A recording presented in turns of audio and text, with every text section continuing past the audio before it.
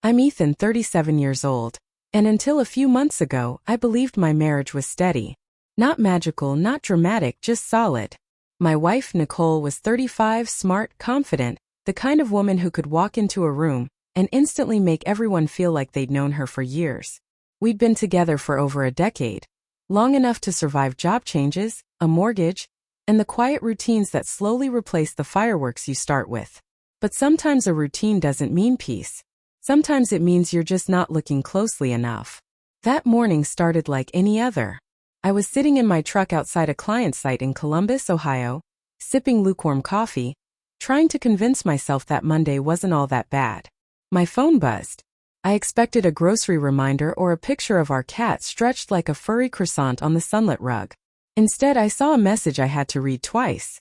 Nicole going on a trip with my boss. Back Sunday. My stomach didn't drop. It didn't twist. It just tightened, like something had finally clicked into place after rattling loose for months.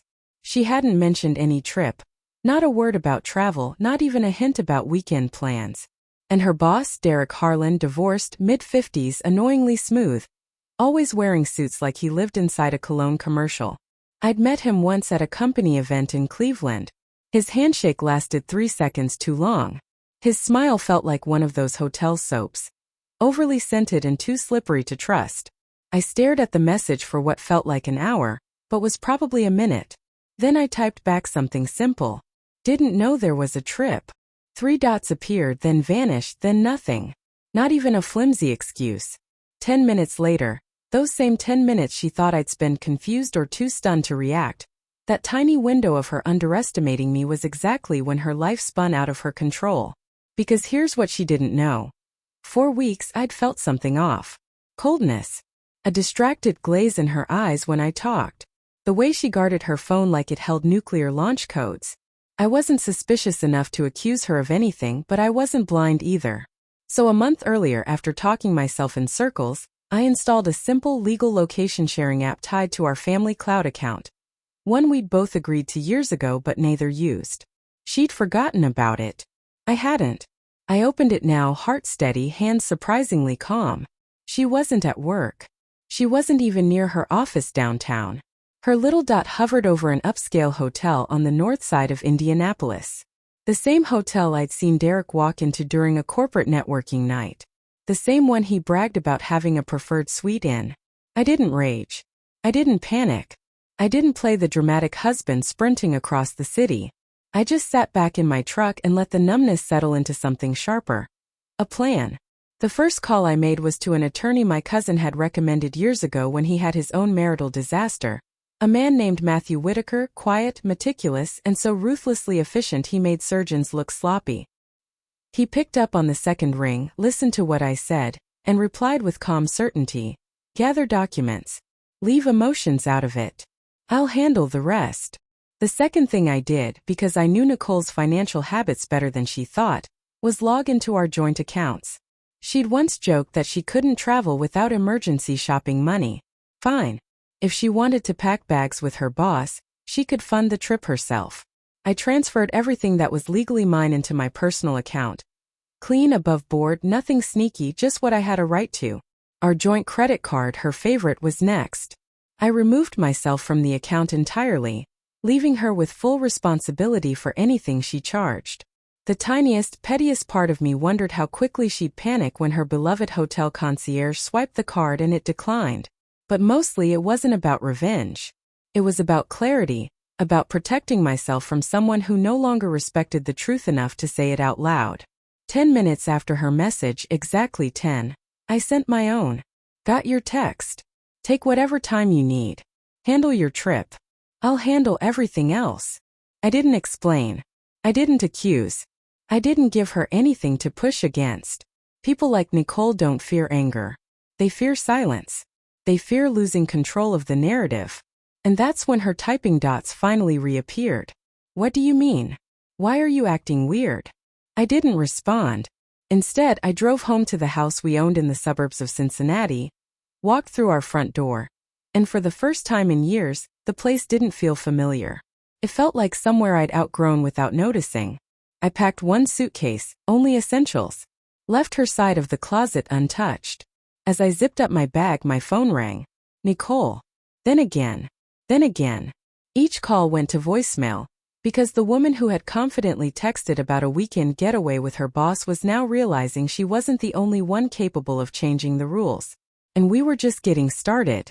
By the time I reached my brother's place in Dayton, the sun had dipped low enough to turn everything a dull amber.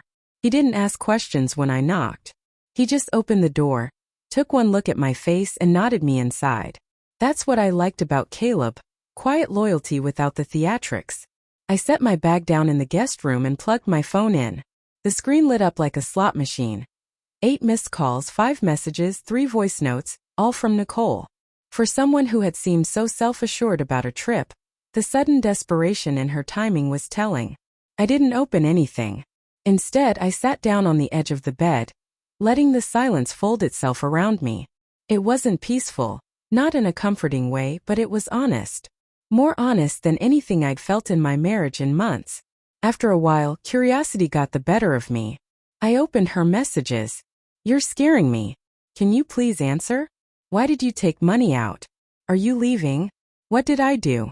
Please don't do anything dramatic. Dramatic. That word made me laugh, quiet, humorless. She didn't know what dramatic was yet. I didn't reply. I didn't want a text argument. Instead, I waited. And right on cue, the tracking app updated. Her dot moved quickly out of the hotel, paused in the parking lot, then shot down the highway straight toward home. Exactly what I expected.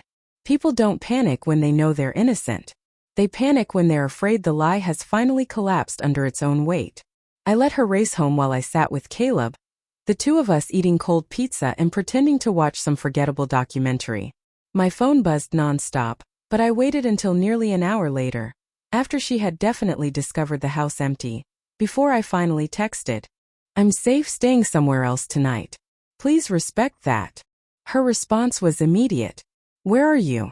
Why are you doing this? I need to talk. Need. Funny how that word suddenly mattered to her when it was her stability on the line. I didn't answer.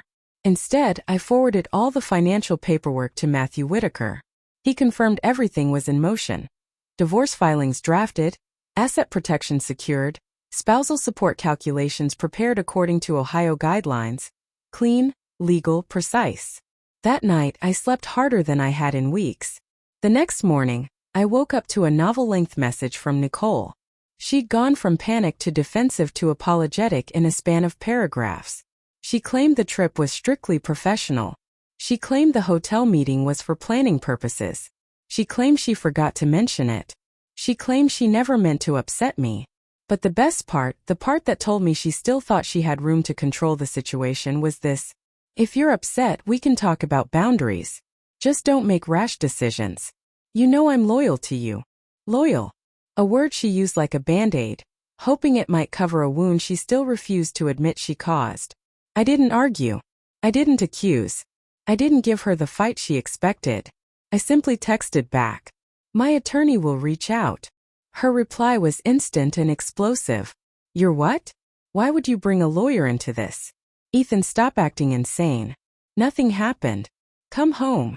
But here's the thing. Guilty people always shout the loudest. I muted her conversation and turned off notifications. If I'd read any more, I knew the emotional whiplash would wear me down. That was her pattern. Righteous indignation layered under just enough vulnerability to make me doubt myself. Not this time. Later that afternoon, Matthew called. She's already retained representation, he said. Her attorney contacted us. They're requesting a meeting. I could almost picture her pacing around the living room in Cincinnati, pulling at her hair, waving her arms as she tried to convince her lawyer she had everything under control. I wondered if she told him about the boss, about the hotel, about the message she sent me. Something told me she hadn't. Ethan, Matthew added in his calm, surgical voice, we're in a strong position. Keep communication minimal. Don't return to the house yet. I thanked him and hung up. That evening, as I sat quietly by the window in Caleb's living room, a different kind of ache settled in. Not grief, not anger. Just the realization that the woman I once loved had treated our marriage like a safety net. Something she could fall back on after dancing close to every edge she wanted. And she had finally stepped off. I didn't need revenge. I didn't want a showdown. What I wanted, what I'd been craving for months, was honesty, the kind she couldn't give. 3 days later, I went back to the house with Caleb beside me.